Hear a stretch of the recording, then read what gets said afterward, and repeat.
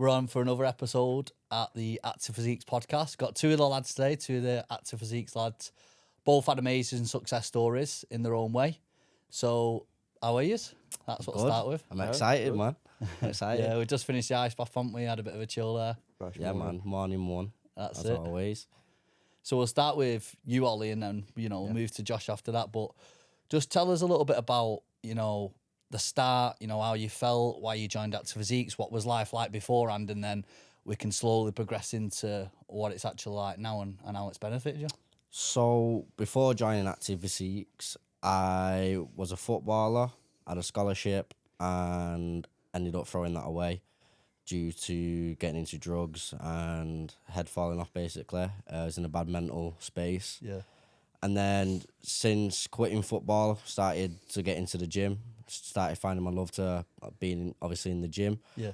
And I was getting some good progress, but I thought there was time for change. And then when you obviously hit me up for a chat, I just thought, you know what, this is what I needed to move forward in life. And since then, I've not looked back, honestly.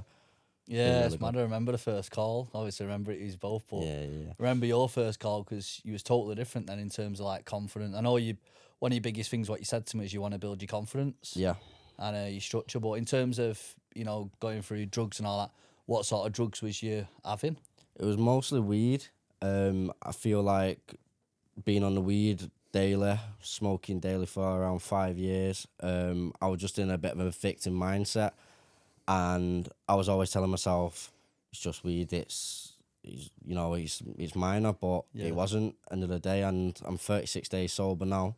Happy and days. Since then, my life has just skyrocketed, my confidence has skyrocketed, and family relationship and stuff like that and friend relationships have all changed for the better, so it's been really good. What sort of things would you say you've accomplished since being on the team?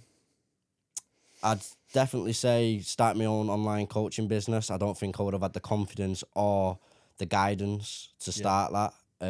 Obviously, I was doing in-person PTing for quite a bit, but I didn't feel like I had the support or even the knowledge, to be honest with you. I didn't think I gained enough knowledge in person. Obviously, I gained knowledge training, but I didn't know why. Because obviously, doing courses, I think are crap, and I think he just was going through one ear out the other because it was just all on the laptop. And me, I've got ADHD, so sitting down and obviously trying to learn something without someone there teaching you was a lot harder. But then since joining you, you taking me through the steps of the process and giving me the knowledge, I just feel like that helped me massively and helped me massively help other people change. So it's been really good. In terms of like you was in the cycle of weed, what would you say was the main reason why you was in the cycle of weed, and what was it doing to your life? I'd say it would just stop the depression and anxiety, but realising when you're off it, that was just keeping you in that cycle. And it does take that effect on you mentally, because obviously I was hitting gym, I was hitting work, I was doing everything I needed to do in the day, but then I was saying to myself, oh yeah, well done, you've done good, you can have a little spliff. And then in the mornings, it takes a knock-on effect. In the mornings, I was all groggy. I weren't winning my mornings like I should have. I was a bit more unprepared than I should have. And since then, being off it, like I said, it's skyrocketed. Like when we did that shoot 2 weeks before, I really started to pull my finger out when I got back from Barcelona. And the results then 2 weeks have changed massively, didn't I? So, well, that's it. You've smashed a shoot. You've got a bodybuilding comp coming up as well, and so have you, aren't you, Josh? When you're speaking about like depression and anxiety, because I know a lot of young men these days, they're going through similar things, comparing themselves to others and stuff. I don't know if you want to touch upon this, but why was you going through that? Like, what was your main things? It was probably not thinking that I've got a purpose in life, because growing up, I always thought I was going to be a footballer. And since leaving that, I had nothing. It felt like I had nothing. Everything I've worked my whole life towards was gone. My mum and dad split up, which was another knock-on effect. Yeah. They're back together now, thankfully. But yeah, just a lot of things went wrong. I lost my girlfriend at the time, and I just felt like I had no purpose in life, to be honest with you. And obviously being ADHD, like I said, I need to be doing something active, and I wasn't. I was sat in bed, just in my own head basically, and I was that low in life. I thought the only way to get out and get rid of them problems was to kill myself, and I nearly overdosed, which is, when I look back at it, one of the stupidest things ever, and I would never even think of doing anything like that ever again. I'd go and speak to someone about it, because with me, I don't like speaking about my problems, and even when I've had them little niggles, even since joining the team, because I'm not gonna lie, you're always gonna have challenges to overcome, and I weren't speaking to you. Even when you tried reaching out, I'd always say, no, it's all right, I don't want to speak about it, but that's just me as a person. I think that's men as a person, though, isn't it, really? Like, you know, you sort of grown up with, don't cry, don't show emotion and stuff, and then it's one of them, you sort of embedded in you from birth, innit, really? So definitely. Then you sort of feel embarrassed about sharing your feelings and stuff like that. But well, that's it, because when speaking to your mates about something, it feels like you can't speak to your mates about it. It's all right saying, oh yeah, you're coming down to the pub and having a little drink or two. Yeah. But you won't even be able to have an actual conversation about your feelings and emotions to your mates, which will massively help you. Like when we've had them conversations before, and it's massively helped me get a lot of shit off my chest, which is really good. What would you say to anyone who's young, who's thinking about killing herself? I know that's a bit of a deep one, but it'll help someone, do you know what I mean? So what would you say to them? What action steps would you put? If you was going back in time now, speaking to younger version, you know, what different things would you have changed? What action steps would you give to them now if they wanted to take their life? Tough times never last. I'd say get out, get active. Don't chase easy dopamine, like scrolling on your phone, being lustful, going on half Pornhub and stuff like that. Yeah. Chasing easy dopamine, basically. A big thing that really helped me with my mindset is cold water therapy. Like before, we've gone into our ice baths, we've had a sauna this morning. But I've had that embedded into my routine now, where I'm getting in the saunas after a session, I'm getting in a cold shower after a session, and I feel like that daily grit is really shaping my mind. Yeah. I'm really getting me to become the person that I really want to be. Another thing's reading as well. I've only just started reading, but getting a good mindset book. I'm reading Think and Grow Rich at the moment. Yeah. There's a lot of hidden quotes in there that really help me. It's just about basically being persistent, staying disciplined, knowing what you want, and really going for it and putting them steps in place in action. Yeah, some good shares there. What about you? What would you say like key things are to level your mindset up from today if someone was listening and they was going through an hard time? For me, what helped me massively was just letting go of the fear of judgment. You know, people, it's way too caught up in what other people think, what other people will say, what if he says this about me. End of the day, you've got one life, you've got 70, 80 years if you're lucky, you look after yourself, which not many people do anyway. Yeah. You've got a short time. Do what you want to do while you're here, because you're not here forever. Yeah, 100%, yeah. Wise words. So we'll get to you then, Josh. So in terms of, before you started this journey, you know, self-development, obviously you've achieved a lot yourself. You're also doing a bodybuilding comp, and you've both done a shoot as well. And I've just seen a massive shift in, well, both of your personalities. You're just quite quiet before, unsure of yourselves, and then going into that. But I know you had a boxing background, so how did it all start for you? If you could take us back and then walk us through. Well, for me, it was a bit different. Obviously, I left school. I was always in like the popular bad lads, you know, group in the school. Left school with not much going for me, to be honest. Not many GCSEs, nothing like that. And I've always had a bit of a delusional confidence. Yeah. I'd say that's what I'd call it. And I remember the turning point. I went to a boxing show, local boxing show. And it was a happy accident because I messaged two of my mates who aren't into boxing, seen the thing at like 4 o'clock and the show started at like 6. So I was like, oh, you know, Saturday night, we're not doing anything. Let's go. Again, they don't like boxing. They were like, yeah, we'll go. I was like, all right, sound. I remember being sat, I think it was about 4 rows from the ring, so quite close, and some lads around my age, so I must have been about 16 at the time, and a couple of lads from my age were fighting. And I remember being sat there, I had no right to think this, I remember being sat there thinking I'd beat all them. Yeah. I just don't know why I thought that. And so then How from many that, beers deep was you on this point? not even. I was 16. Never even drank. Do you know what I mean? And I remember being sat there thinking I could beat them. I can do that better than all them. And I don't know why I had no right to think that. I never even stepped foot in a gym. But from that, I obviously followed the page. Rymac, big shout out to him. He's doing good things. Pro now. And yeah, I followed the page. Seen he was doing 1-to-1s. So I thought, right, I'll go down and see what that's about. Walked in there. A little fat chubby kid, and he was going, "Oh, you fit?" And that. In my head, I was thinking, I can go up the stairs without being out of breath. I'm fit. Yeah. He's like, "Yeah, we'll see." So did 3 rounds on the pads. And I don't know if you've ever been in a boxing gym. Obviously, you have before. Yeah. And you just go hell for leather, don't you? Try and impress straight away. Yeah. So I was gassed after about 30 seconds. Got through the rounds, and he set up a little circuit. It was only like 4 stations, and I got about halfway through, and I went, I need a minute here. Went outside, spewed everywhere. Then this is like the top boxing coach in like North Wales. I'm outside his gym throwing up, and I'm thinking, fucking, he's not going to have me back here. And I walked back in, he went, "You've got something, because you've carried on. You don't even know what you're doing, you've carried on, you've got something there." So I said, "Oh, thanks, like, nice one." I thought he was just being nice. And then he went, "You should come to the class on Monday." So I thought, okay. And then obviously doing a 1-to-1. Yeah. And then go into a class with 10 other fighters, it's a bit like, oof. Especially when you're an unconfident kid. It's about your comfort zone, innit? Yeah, so that's what I mean. I walked in, I thought, oh, this isn't for me, this. Lo and behold, I just started doing it, got addicted to it, enjoyed it, and then I managed to get a bit of success in it, yeah. Nice. So how many fights did you have and stuff? So, another funny story. So I was training for 6 years. I had one. My first one was in a football ground outside, so busy. What, bare knuckle? What ground was that? Glen Conway, it's called, in Wales. Nice.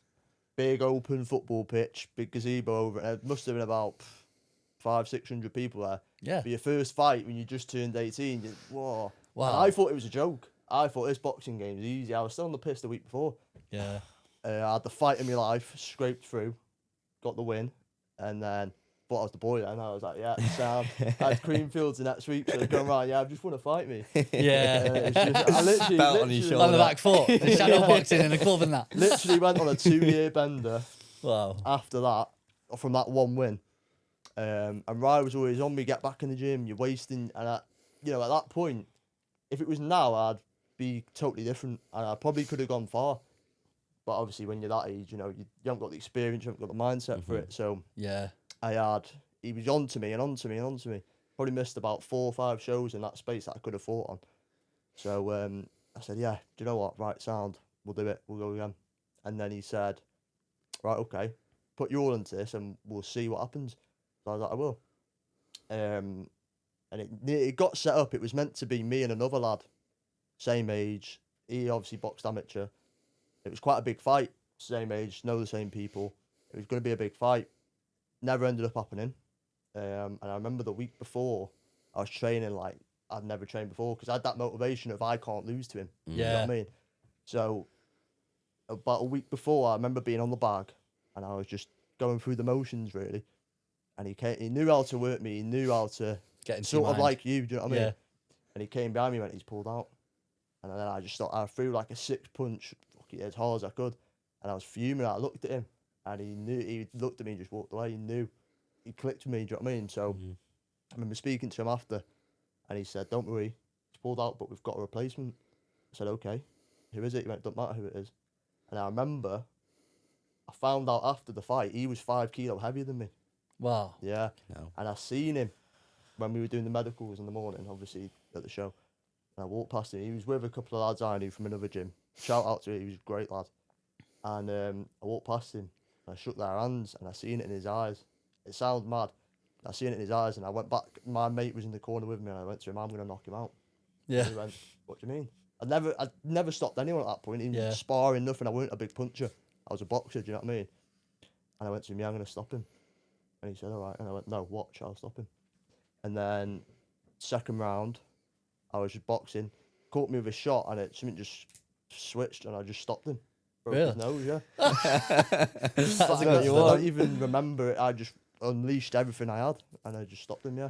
And then after that, we said, right, you've had a great performance. I was quite a good ticket seller, to be fair. You said you've had a good performance, got a bit of a following with you.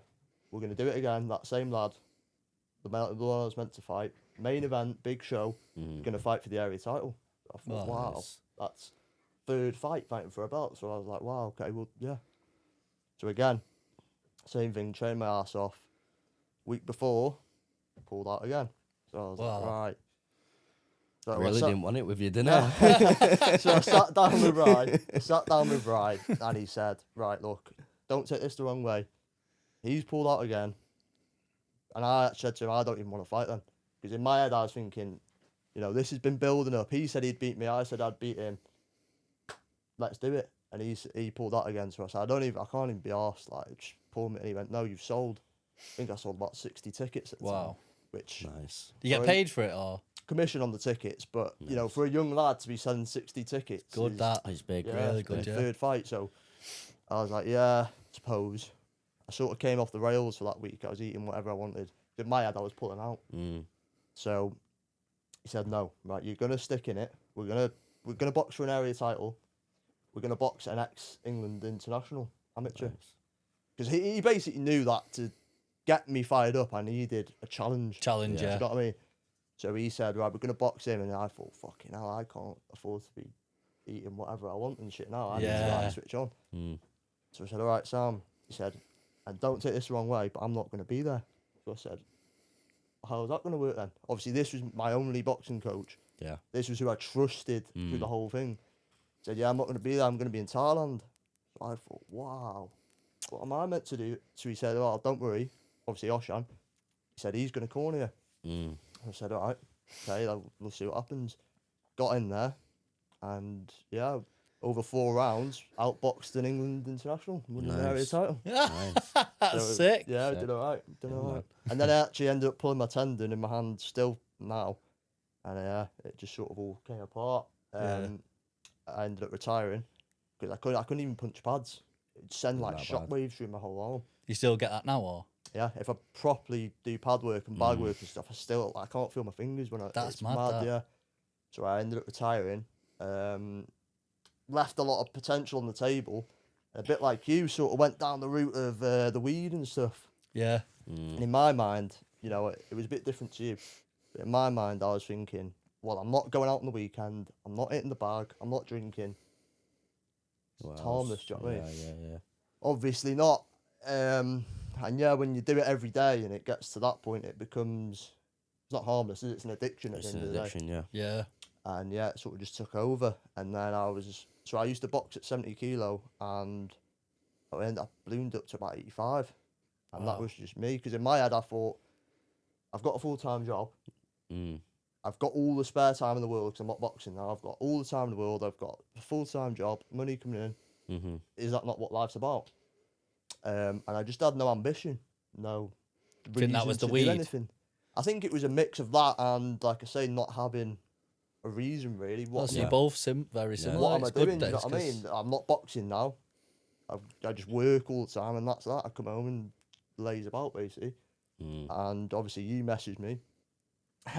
And at the time I thought, fuck, who's this chancer? Do you know what I mean? Yeah. And sounds bad, but just remember, I ignored you a couple of times, didn't I? Because I was like, what's this? What's he trying to sell me here? And then lo and behold, we had the chat and then it just clicked from there. And you had another coach before me though, didn't you? I had a couple, yeah. So I had one who was a local lad to me, had some really good transformations and stuff, but again, I was in the mindset of, well, I'll pay this coach, and I've got a coach, so why is the magic not happening? I didn't work for it myself, do you know what I mean? I just thought, I'll have the coach and he'll do everything.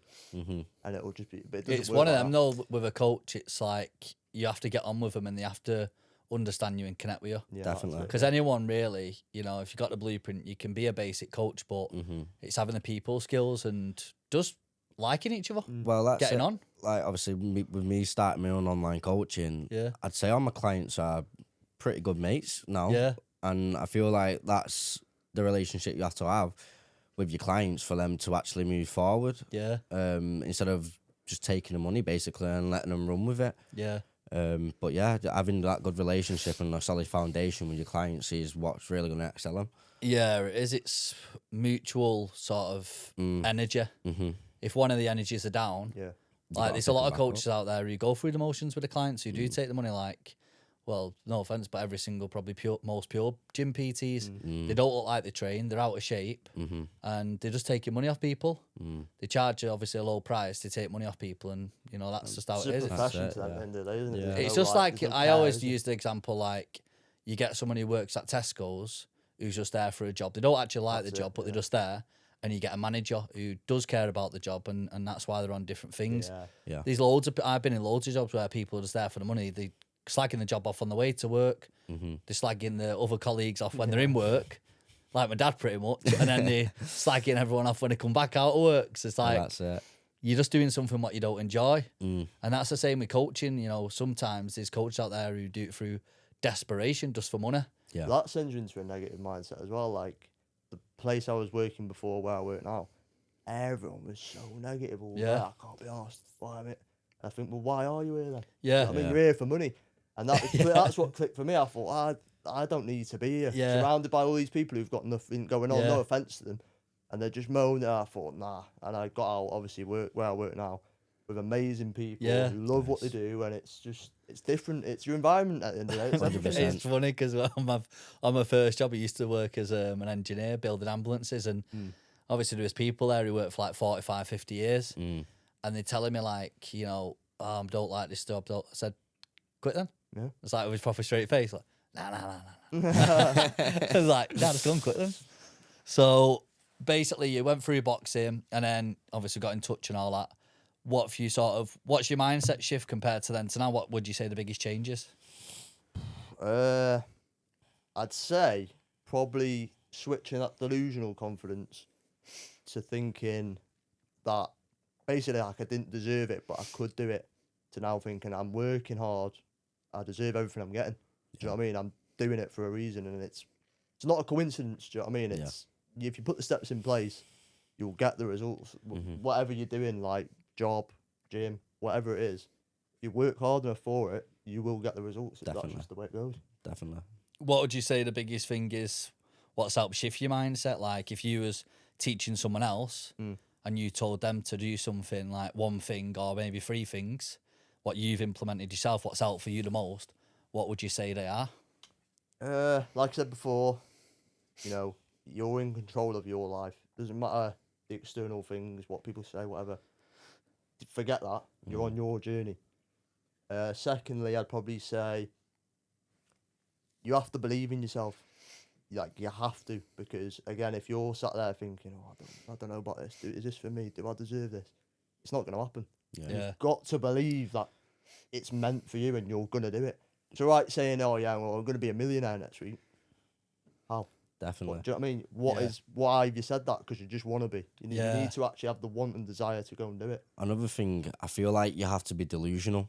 Exactly. I feel like you really have to be delusional, because when it actually works, it's just so much. You are, yeah. It's like Jake Paul, you know, he's saying a lot of things, but he's making them all come true. But you do have to be delusional because it's not happened yet. Well, that's But it will happen if you believe it. It's like putting McGregor, the prime example. Definitely. Yeah. Everything he said he was going to do, everyone went, you absolute. And Yeah. he went and done everything he said he was going to do. You Exactly. know, I've seen there's a guy who I'm watching a lot of now called David Bayer. So he said basically if you ask for something, it's like putting an order in a restaurant. So basically you put the order in, you know, want a steak sandwich or something like that.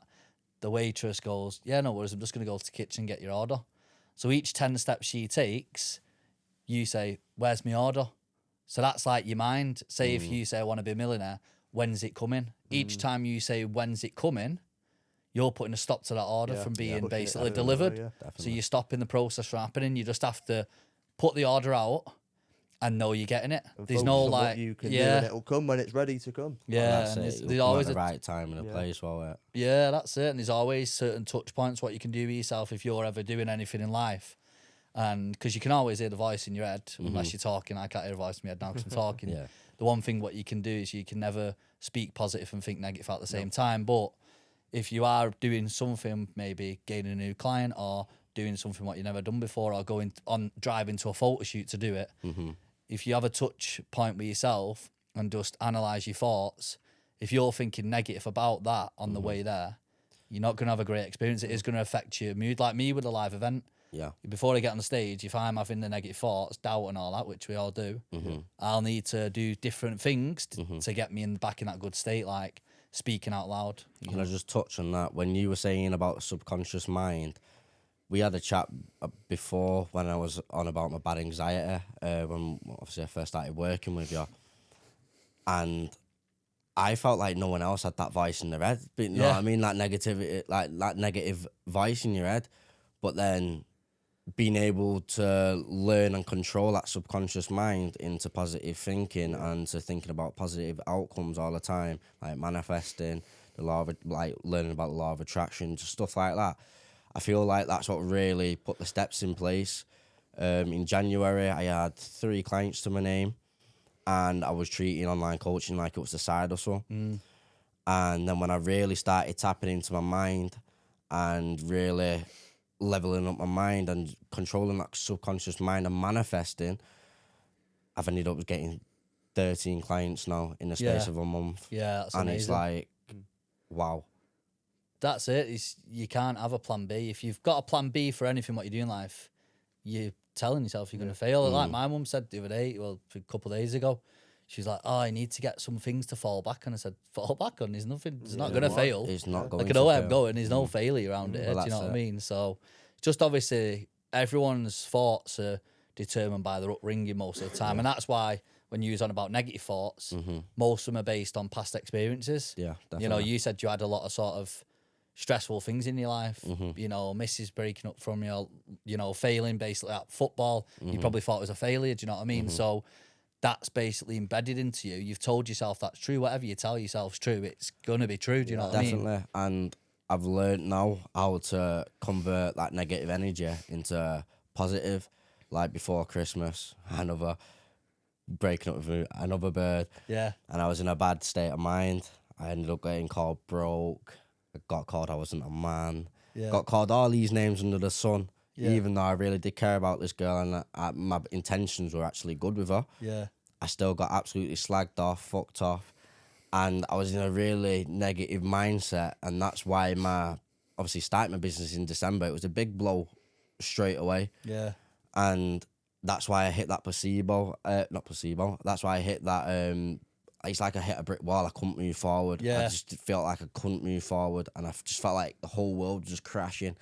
I was like, fuck, a bit out of my comfort zone here. I feel like I'm going to fail. I feel like I'm failing. Yeah.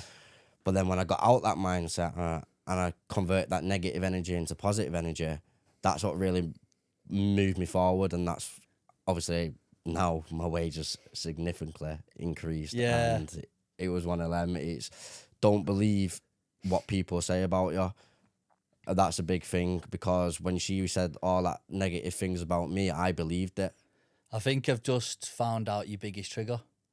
It's rejection. Yeah. Your Maybe. biggest trigger is rejection through Maybe. football, and it stemmed from that. And now, whenever you go through the same sort of thing, it triggers you, even if it might be a rejection from a girl who you didn't really know for that long, did you? No. It's well bigger than it needs to be because of rejection from the past. And that's why you're thinking them things, and that's why it's blown out, That's basically. a mad way Trauma, innit? to Yeah. It's a mad way to think of it. to But be everything fair, stems from childhood and all that sort of stuff. That's why if you go and see like a counsellor or someone to talk to, they'll always go on about the early days first, because there might be something embedded into that, because you tell yourself the narrative in your mind based on past experiences. No, definitely. But then you've got a choice if you want to create a new narrative to change your life or keep the old one. Like our mum and dad's, they'll have certain things what they say to us what are not even true, but they'll teach us a lot of good wisdom as well. Yeah, definitely. You know, my mum taught me loads of different sayings and like different things, and same as my dad. But like my mum, when I thingy, this was one of the biggest turning points. So when I basically left school, I went to go into PT. So I went to the college. It was Hotwood Hall. Yeah. And then I went in there, done like a few little challenges. So it was like press ups, sit ups, and stuff like that. And then it was a run. I was shit at running because I didn't do cardio really then. So I was just bulking and getting strong in that. But basically, I passed the press up, smashed everyone on that, smashed everyone on sit ups, failed at the running by a slight bit. But I still got in the college. But then we went into the classroom afterwards. and the teacher was basically talking us through the day and all that. And I was only into the weights. I didn't really want to do cardio. And I thought, yeah, they'll be training people and stuff. And he was like saying the day, and it was just loads of running. And I just said to him, like, don't you think all this running's going to burn the muscle away? Because I knew even then, I was only 16, but I knew then over excessive cardio burns muscle away. And he was like, no, it doesn't. And I thought, fuck this, I know more than the teacher. I'm not going to join this school. But then I was second guessing myself because I thought, I'm only 16. He knows everything. He's teaching full class. So I went outside, walked down the corridor. There was this big steady teacher. And I thought, he definitely knows. And I said, does over excessive cardio burn muscle away? And he said, I don't know. I thought, I'm not coming here. Do you know what I mean? And then but the biggest thing what Holmes said, which actually drove me towards like achieving what I've achieved really, because I hold on to negative things and it drives me more. If someone blows smoke up my ass, I won't do as well. Like all my biggest achievements are basically by someone saying you won't do it. I don't know why. It's just like my thing. But my mum said there's no money in PTing when obviously I left school. And, you know, well, there is money in PT, isn't there? Because I am where I am. But it's one of them. And even when I'd done my first bodybuilding comp, you know, I was I wasn't even into bodybuilding. I was just training. I was with a coach and all that, but just training because he enjoyed it. And there was a lad called Nick. So basically, he was in the gym. Both had the same coach, top guy and all that. And we was always having bits of banter. But he nailed me for 2 weeks saying, he basically come in the gym and said, me and my missus are competing. So I was like, oh, that's good. He went, why don't you do it? I said, nah, I'm not really into it. He said, you're only scared because you come last. And I thought, oh, yeah, whatever. But he grilled me for 2 weeks about it. So I thought, fuck this, I'm just going to go in for it then. Have to show him now. Yeah, so then basically I just played a load of mind games all the way through, basically, because I used to work behind the gym. Right. So I used to make the protein shakes. There was like mass gainer or there was like a lean one. Yeah. So I used to give him the mass gainer to make him spill over on his calories. So we'll come out now. I've been watching Pumping Iron when I grown up, so I used to do that. And then basically I used to post an old picture when I was ripped. Every time he'd come in the gym, I used to wear like 3 jumpers so he'd never see what I looked like and just play loads of mind games with him and stuff. Oh, nice. It was funny. Yeah, funny. But he basically backed out 8 weeks before the comp and then I won both my shows and come into the gym with a big round of applause, like with a gold medal around my neck. So That's getting to work then. yeah. It was good, really, but everyone doubted me. You know, I remember when I went into the gym and I was probably about 3 weeks out, and there was a guy in the gym, and there's loads of pictures in my old gym, basically, of the winners and people who died, to be honest, but it was like winners on there. And then he said to me, yeah, basically, it's good to take part in it. I didn't even do my show yet, but he's basically saying, you're not good enough, but it's good to have a go. And then I've stuck with that. But then when I come into the gym and he's saying, oh, yeah, he smashed it, I said, you doubted me. And he's like, no, I didn't, but he obviously did. But I feel like when people actually do doubt you, like you said, I do feel like that gives you more motivation, and that does really give you the smoke up your ass compared to someone giving you, yeah, you can do it. Like, I've had my mum, dad, you know, say, oh yeah, you're going to smash it, you will smash your online coaching, we'll stand behind you. And that, oh yeah, it's fine, it's a good message. Yeah. But then I've also, when I left my old gym, the owner ended up saying to me, it's an overly saturated market, there's some very bad coaches, basically giving me all this negative feedback and basically putting that message, his message in there saying I can't do it. And that's how I looked at it as, and that gave me more motivation to fucking go for it, course, really go for it. And I remember you sent me that one. Yeah, that's what really put me and moved me forward and made me start doing online coaching straight away. So it was good, to be honest with you, and I look at it as a blessing, really, because end of the day I want to prove them wrong, but not only them but myself, because all them negative thoughts that I had at the start, like I said, in December when I was in having a bit of a rough patch, each one of them I want to prove myself, so it's good.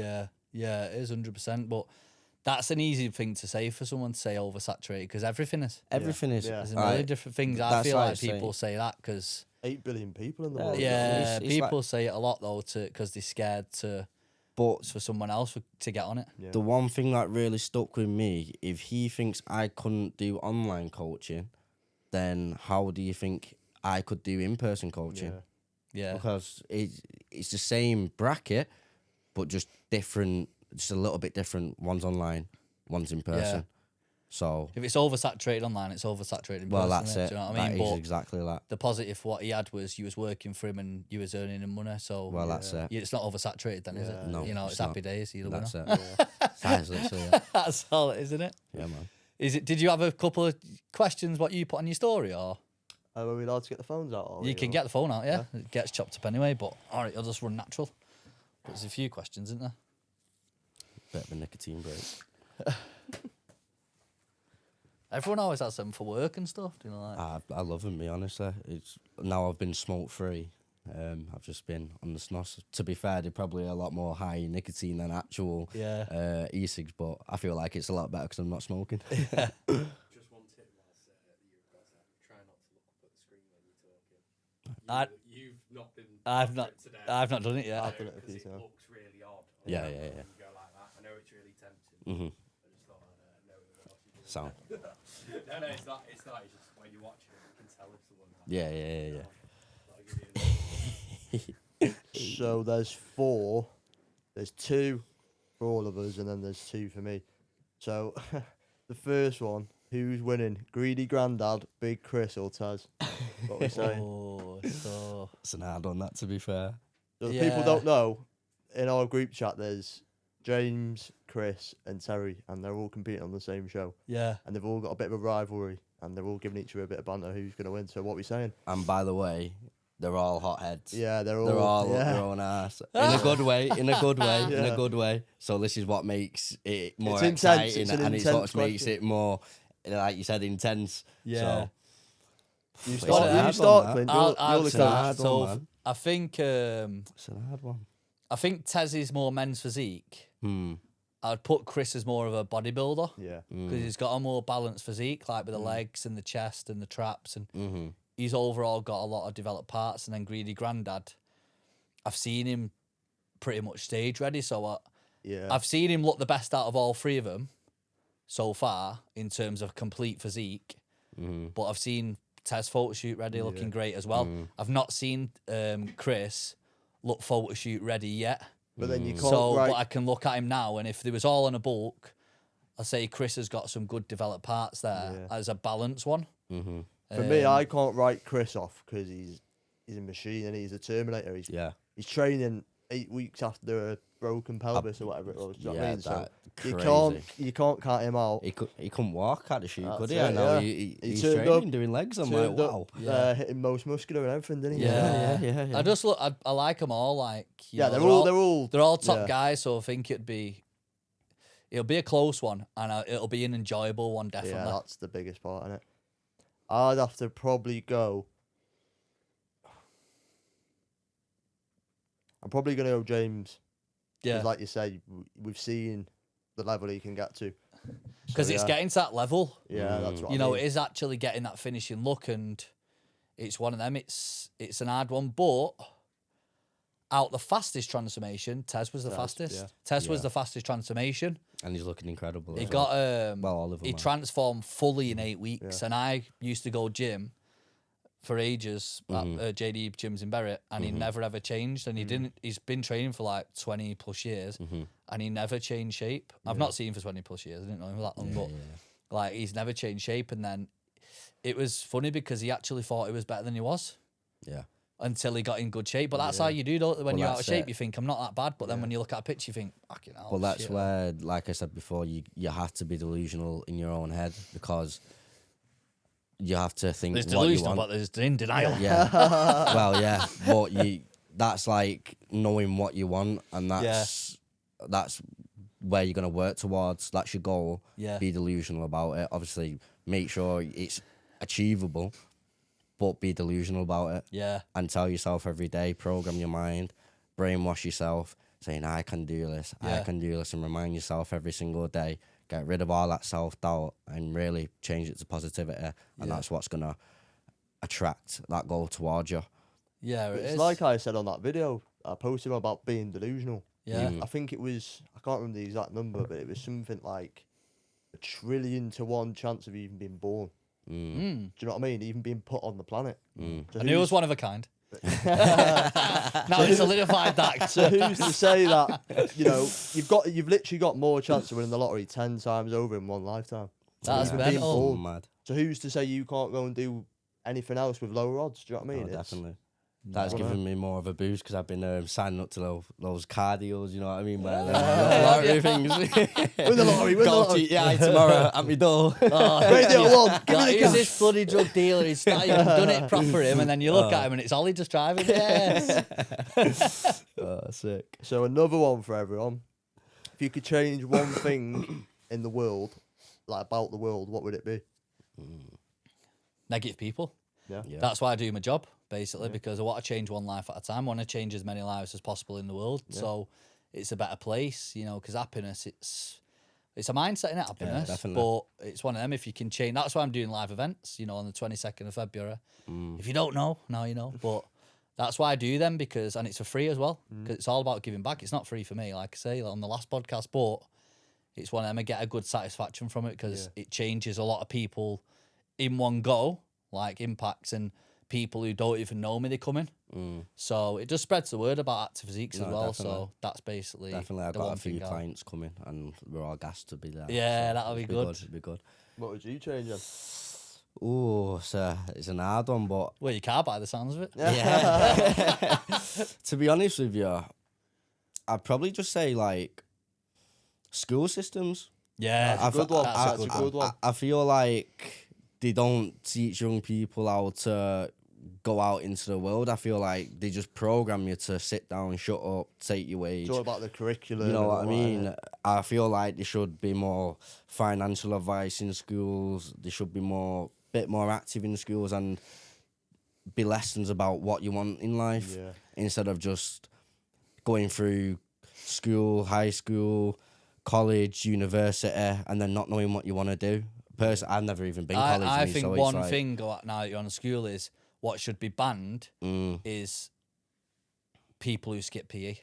Yeah. Yeah. There's no excuse. No. No Bringing matter in if the you've got notes about the one injury leg. and all that. If you've got one leg, you're still doing PE. Yeah. Obviously, there's loads of people who have one leg and no legs who smash the world. You know what I mean? Well, But that's. no excuses. You need to do PE because I we'll never feel skip like PE. that's just a mindset thing because you see a lot of people who actually skip PE. They was rather overweight or it was just women or girls that just. I feel like they were Become- yeah. Oh, that's what I confident mean. as well a lot of the time, but That's you're it. not going to get the confidence if you Nah. don't do it. So Well, It's the that's why- first test because Yeah.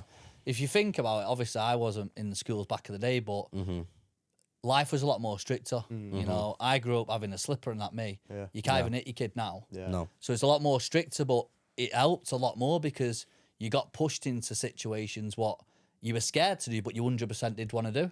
And then you got taught lessons what, you know, you was scared to do, but then it teaches a lesson to do it. Or Yeah. it was just a better way, I think. And it really does go into the world now because I know everyone's a lot more open, but I feel like a lot of people play on mental health, Yeah. ADHD, autism, all these different things. Self-prescribed. Yeah, they're just self-described. Yeah, a lot of them, but they play on all these things to escape actual reality. But it's the social media side what's brainwashed people. Yeah, definitely. People getting away with too many things, claiming benefits, and because it's that sort of, I don't know, wrapped in cotton wool. The world now, you can do anything and get away with it. I've had people join the team and they've put nothing on the Q&A about mental health issues, and then soon as something crops up in life, You start playing. they on it. send him like stuff about I've got mental health and everything. I think you've not even put it on your Q&A. Yeah. Yeah. Your health's in my hand. You need to put it into detail on I there. think it's like the but he first just thing- made it up. They've just made it up on the spot. Yeah. Well, that's it. So I can't say to them, That's just- let's do a test on mental health. It's just an easy excuse. It's an easy, yeah. You can dodge bills The and first everything. thing to jump to, isn't it? It's like, well, don't get me wrong, there is people out there who do have it. Course, But yeah. a lot of people who go, well, depression, but most of them wouldn't know what depression was if it slapped them across the face. Yeah. Yeah. So It's what action steps you put in as well if you're feeling down. Like most people are down. And obviously you get, you know, people who've got everything in the world who have, I was actually chatting about that before. You know, you can have everything in life and feel down, of course. We all get low moments, but it's always the people who are self-inflicting most of the time yeah. with things what they turn to in them times. And I know obviously when you're down, you do turn to, you're not going to really most of the time turn to positive stuff. No. You're probably going to be watching something depressing on the telly or, so I feel like one thing what I am changing in the world is teaching people what to turn to in rough times, and then you'll overcome it to faster. And I think that overcome should that be taught in problem. school, that. Yeah, definitely. Because then we can fast track past all this, you know, falling onto excuses for a lot of people. I know obviously there is people struggling, but there's a lot of people making excuses as well and Definitely, lying about it. Because you can't do a test, really, can you? No. If someone says, I've got mental health, let's do a test then. What are we testing for? Yeah. You know, what are we actually testing for? Should we do a lie definitely. detector test? And then there'll be a lot of lie detector tests fail, won't there? Yeah, definitely. But in terms of like other questions, have you got any more? There was only them 2 for all of us. There was a couple for me. I'll answer them quick. Get on it. Well, one thing I think, while we're on the school thing as well, I think they should teach boxing, MMA, some form of self-defense. Yeah. Because I feel definitely. like, you know, I remember when I was a kid in school and we'd do the same like sort of sports and we'd say, me and my mates thinking we could have a bit of a laugh. Could we do some boxing, sir? And they're like, well, no, because, you know, he might get a bloody nose. But a lad getting a bloody nose in PE than going out and thinking he's 10 men and going out in the clubs. Do you know what I mean? Yeah. You've got to... It learns how to protect yourself and it learns you how to Discipline, protect others as well. Obviously, if you've got that right mindset and you're not going out just trying to start fights, then I feel like it's a very positive thing to do. It's how people get hurt as well, thinking that they're bigger and better than what they are. Do you know what I mean? They bump into the wrong person, it's game over. And it's also self-defense. Yeah, like exactly. even Susie, when she said her son's phone got robbed, like stuff like that'll help a lot, won't it? Definitely. So how are you finding the bodybuilding journey compared to the boxing journey? That's a good one. Yeah. To be honest, the biggest difference I think is the pressure. The pressure with bodybuilding or And boxing? So with boxing, the pressure's not just on you. You know, you sell all the tickets. You've got your coach in the corner. You've got all your teammates from the gym. If you lose or whatever else, you feel like you've impacted everyone. Do you know what I mean? I feel like with bodybuilding, it's you on stage. If you lose or whatever, you've let yourself down. If you've not put the work in, you've let yourself down. If you've not put the work in boxing, you know, you're going to get hurt, basically, and you're letting a lot of people down rather than just yourself. So that's the pressure, I'd say, is the big difference. What's the plan once you've won your bodybuilding comp in September? Take over the world. Just carry on. Said you wanted to be a stripper, didn't you? Oh, not meant to say that. Cut that bit out. No, Like it says. just do more comps, to be honest. Do different categories and just see where I end up. I've fallen in love with bodybuilding quite a bit, and it's mad because when I was boxing, I used to say to my mates, like, if they're in the gym, you end up like a big stiff idiot. Yeah. You know? You don't want to be doing that. The weights are shit. And since I've been in it, I've completely changed that mindset. Have you fell in love with bodybuilding or have you fell in love with trying to improve yourself? Both, because obviously it is improving yourself. But I actually, now that I'm in and around the bodybuilding sport and I've got a bit more knowledge, I appreciate the physique. No, definitely. The prep. Definitely. I appreciate Discipline, innit? Yeah, Discipline's definitely. nice because it builds structure into your life and you feel more switched on and organised life. Well, that's it. And it's given me that, like I say, it's filled the void. It's given me something that I need to work towards. So It's like you've got that purpose in it, and even like days where you can't be asked getting your steps in, you can't be asked sticking to your nutrition plan, you can't be asked going to the gym. When you actually do them, when you can't be asked, the dopamine that you get from that is literally unreal, and you feel like you've accomplished something then, don't you? So it's really good. And you have that to sort drive of, through like, on the times when you don't want to do it. Yeah. That's really, anyone can stick to a plan when there's all sunshine and rainbows, but life hits hurdles, so it's about sticking to something when you're going through rough patches, and that's called discipline, innit? and that's what's really gonna really progress you to be the best version of discipline yourself, and really, innit? consistency is, you know, it's the magic mix, isn't it? Really, that's what gets you to where you need to be in anything in life. So That's Because it. like motivation comes and goes, yeah.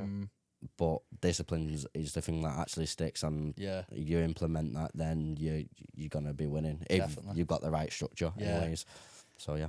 I think we're nearly up, so we'll end it with either your best motivational quote or one piece of advice what you'd give to someone to change their life. So we'll go with You go first. Josh I'll first. think about it. Best motivational quote.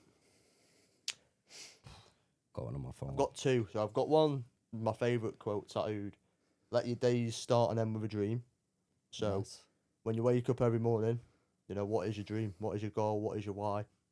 And go to bed thinking about it, you know, tomorrow I can't wait to go and do that again. That's passion. You know, you need to find your why and your drive in life. And what I heard recently, which I actually really like, imagination without action is hallucination. That's a sick one. Yeah. That is good, yeah. You know, if you don't put you can think about anything like we said before. I want to be a millionaire. Yeah. Don't put the steps in place. It ain't gonna happen. Yeah, definitely. I heard one the other day, and it was bloody brilliant. To be honest, I wrote it down because my biggest quote, which I've said many times, is "Your life's a mover. Yeah. Make yours one worth watching." So that's a good one. But then I've got another one, which is, when you're born, you look like your parents. Mm-hmm. When you die, you look like your decisions. Wow. That's a good one, isn't it? Yeah. That is good. I like It's that good, one. Yeah, that it's one, good, isn't it? But one piece of advice I'd give for anyone looking to move forward, I would say stop worrying what people think and just fall into failure, Yeah. because you're going to fail. It's a part of life. And that's how But you really, learn. failures is where you learn your lessons. You don't learn lessons from success. Every single turning point I've had in my life is through me being a dick, to put it bluntly. Yeah. And I learn a lesson from that, and then it builds the foundation to implement to move forward. Because without the lessons, you're not really going to learn anything. You're just always going to be at a standstill. Because I said to Gemma before, you know, and my mentor taught me this one. You could take it away. I've took it away, but every time you reach a new level, there's new devils. So like new levels, new devils. Yeah, So every definitely. time you reach something, like Gemma was on about, you know, she's up to calories now. Every time you reach something higher, there's gonna be a different struggle. Yeah. That's So it's about overcoming that really, and you'll know if you're improving because you'll find it harder again. When it's all easy, yeah. you're doing it too easy. You're in the comfort zone. I've started to become a little bit more spiritually myself, to be Yeah. honest with you, and like believing in like God and stuff All like right, that. brother. No, I'm being serious. Yeah. I feel like that's what it's about, basic respect. I'm showing love to everyone, no matter who you are or your background. And like you said, with the devil, there's always, when you're winning, there's always going to be something that's going to try and bring you down. Yeah. And when you're looking at it like that, what side you choose is what outcome you're going to get. Yeah. But one of my quotes, what I'd say is, how you think is how you act, and how you act is what you become. Yeah, that's So, a good one. That's my quote. of the Yeah, day. it's good. It's 100%. Touching back on the God thing, guy.